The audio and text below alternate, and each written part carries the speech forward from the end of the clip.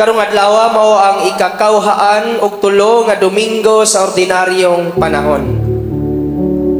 Adunay usa ka istorya nga giasoy mahitungod sa usa ka lider sa usa ka organisasyon. Kinsa kanunay nga musinggit o pakaulaw sa ubang mga membro sa matag higayon nga sila makahimo og sayop. Sa kadugayan, ang mga membro na puno na sa dominante nga kinaiya sa usa ka lider. Mao nga sila mihukom sa pagbiya sa organisasyon nga iyang ipanguluhan. Diya sa sitwasyon, kung aduna gani makasayop nga usa ka miyembro, iya dayong tiyagitan, "Hoy, sayop na." Bisan magpangayo pagpasaylo ang usa ka miyembro, "Pasensya kaayo ug pasaylo ako." Muinsist ang usa ka leader, dili gyud, dapat magbantay ka. Nangayo na pagpasaylo ang usa ka miyembro. Sa laing bahin, adunay usa ka miyembro nga nasayop na pod, iya na pong gityagitan, "Dili lagi na mao, sayop ka." Nangayo na pagpasaylo niya, "Pasensya kaayo."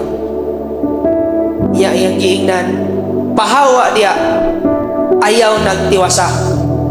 Ug nangayo na pagpasensya ang usa ka miyembro. Mga igsoon, kita kaha, unsay buhaton nato kung adunay makasala nga atong usa ka igsoon? Igo pa lang kita sa pagsaway kaniya, ato siyang sagitan, o kaha pingon lang nato ang atong mga mata ug maingon lang tawa man ko'y labot nimo, imura na. Mga igsoon, ang daotan makaangin kanatong tanan, ingon man usab ang tanang maayo. Sa Dios ang matag tawo may pili, lakip ang makasasala. Gibuhat kita sa Dios nga may tulubagon sa usag-usa, ug buhaton nato kining atong responsibilidad, ubos sa diwa sa gugma ug pagtahod diya sa atong mga kaigsuonan. Kung makasala ang ato igsuon, bato kanato, pasayloon nato siya. Dili nato siya sagitan, dili nato siya himuan ug lain pang sala. Kung makasala siya batok sa uban, tabangan ta siya nga makabarog pag-usab ug dili siya hukman ni isalikway. Dili ba mauman kini ang gibuhat sa Dios kanato? Kung kita makasala ug makasala pagayod ang Dios, kanunay kitang pasayloon, iya kitang pasayloon, kita ka makapasaylo ka ta sama sa gibuhat sa Dios kanato.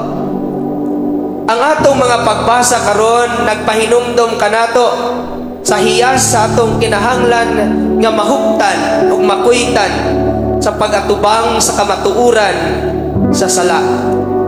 Diya sa unang pagbasa, mga igsoon, gingnan kita sa Ginoo ang propeta nga siya mahimong magbalantay sa iyang nasod, iyang tulubagon ug tulumanon ang pagpahimangno kanila sa ilang mga binuhatan nga sukwahi sa kabubuton sa Dios, ug pagpahibalo ug pagtawag kanila sa kabag-uhan sa kinabuhi. Ang pangutana mao kini alang kanato, mga igsuon, mahimo ba kitang tulay o taytayan ngadto sa itong mga igsuon sa gugma sa Dios ngadto sa uban, ilabi na sa atong mga kaigsuunan nga makasasala? Diya sa ikaduhang pagbasa, isa-isay ni San Pablo ngadto siyang sulat sa taga-Roma nga ang atong paghigugma sa atong isig katao mao ang pamaagi aron kita makalikay sa tanang pagpakasala batok sa atong isig katao. Apan ang pangutana mao kini, nganong aduna may panahon nga mapasakitan kita sa atong mga hinigugma o mapasakitan na nato ang atong mga minahal. Nagpasabot ba kini nga aduna pa kitay panahon o higayon aron mahingpit ang atong paghigugma ngadto kanila? Diha sa atong ebanghelyo mga igsoon, atong nadungog nga ang atong Ginoo nagkanayon nga aduna kitay responsibilidad kitang tanan sa pagpahimangno sa atong isig katao, sa atong mga kaigsuunan sa katiliban, kung kini mahisalaag diha sa iyang dalan. Kinahanglan nga aduna kitay lig-on nga pagtuo sa Ginoo aron makahimo kita sa pagsabot o pagtabang kanila nga usahay sukwahi sa atong paglantaw sa kinabuhi. Maunang sa katapusan mga igsuon, kanunay gid kitang gipahinumduman nga kuna makadungog kita sa iyang tingog, dili nato patig-ahon ang atong mga kasing-kasing. Usa kini ka imbitasyon alang kanato mga igsuon gikan sa Dios alang sa atong kabaguhan o kabaguhan usab sa atong isig katao ug sa katiliban. Mahitabo lamang kini nga kabaguhan kung andam kitang mamati, maminaw ug mudawat sa pulong sa Dios ug sa pagpuyo niini sa atong kinabuhi diha sa atong pagpakiglambigit sa uban, ilabi na ni adtong mga nahikawan sa kagawasan tungod sa pagpakasala. Sa atong kinabuhi, atong timan-an, adunay mga panahon o kasinatian nga kita makasala ug mahisalaag apan gipunting kanato karong Domingguha nga dili kinahanglan nga tagaan lang nato og pagtagad ang atong pagkamakasasala, apan labaw sa tanan ang atong pagpaningkamot diha sa tinuod nga pag-usab sa kinabuhi. Oga kita pupuyo sa kinabuhing pagkabalaan nga mao'y tawag alang kanatong tanan. Isip mga Kristohanon, adunay panahon nga makasala kita o kita usab masad-an sa uban. Unsa kaha na klase nga pagdawat ang atong mahatag ngadto sa uban, ilabi na kanila nga nakasala kanato.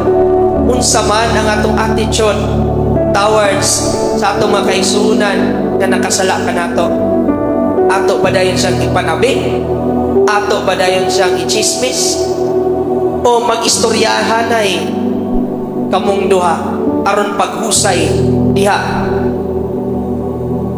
sa sayop nga nabuhat.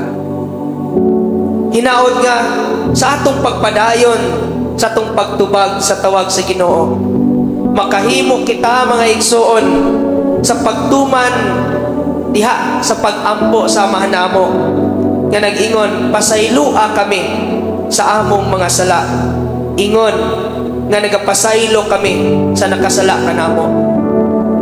O gayon kini ang hagit kanatong tanan mga igsuon ko ni Kristo, nga kita sa atong kinabuhi andam unta kitang mupasaylo ngadto sa atong mga kaigsuonan. Apan karong panahona uso kaayo ang pagtinumtanay, uso kaayo ang dili magtinagdanay tungod lagi sa sayop nga nabuhat sa usa. Mo kani ang hagit kanatong tanan mga igsoon ko ni Kristo. Unsay atong buhaton kun ang atong mga kaigsuonan makasala nga rin kanato? Dili lang kana, unsa may atong buhaton kun kita makasala ngadto sa uban. Hagit nato ning tanan isip mga Kristohanon. Atong timan-an nga ang Dios kanunay nagpasaylo kanato. Hinaut unta kita pod usab sa atong kinabuhi anda mo pasaylo ngadto sa atong mga kaigsuonan nga nakasala ka nato. Dili kita magbinagag nawong, dili kita mamahimong mga bakakon diya sa tong kinabuhi. Bituo ta sa Dios nga mapasayloon, pero kita sa tong kinabuhi dili kita kapasaylo o dili ta kahibalo mupasaylo sa tong mga kaigsuonan. Walay bili ang atong gituuhan sa Dios nga mapasayloon. Nini puntuha mga igsoon ini atong pagpadayon sa santos nga misa. Mangayo kita sa grasya sa Dios nga unta kita makabaton sa kinaiya nga adunay mapasayloon nga kinabuhi. Ug andam kita nga mapasaylo ngadto sa uban, ug andam kita mangayo ug pasaylo tungod sa atong kasalanan. Amen.